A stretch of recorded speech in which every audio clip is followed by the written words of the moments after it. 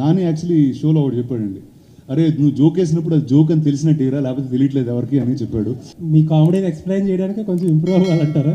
అది జోక్ అని కింద ఒక ట్యాగ్ లైన్ Disclaimer వేయాలంటారా? ఇప్పుడు సెన్సర్లో వేస్తారు యానిమల్ని చేసిన, ఇది సీజీ యానిమల్, ఇది రియల్ యానిమల్ హామ్ చేయలేదని, ఇది జోక్ నేను వేసేది అందరికి దయచేసి నవ్వండి అని ఒక నెక్స్ట్ టైం నుంచి స్క్రోల్ వేద్దామని ఫిక్స్ అయ్యానండి.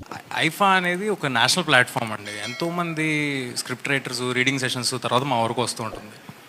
అండ్ మోరోవర్ ఏదైతే చూసారో అది ఆ క్లిప్స్ అన్ని కట్ చేసినాయి. ఫుల్ వీడియోస్ ఉంటే ఎవరికి చూసుంటే అలాంటి ఉద్దేశం ఏం రాదు.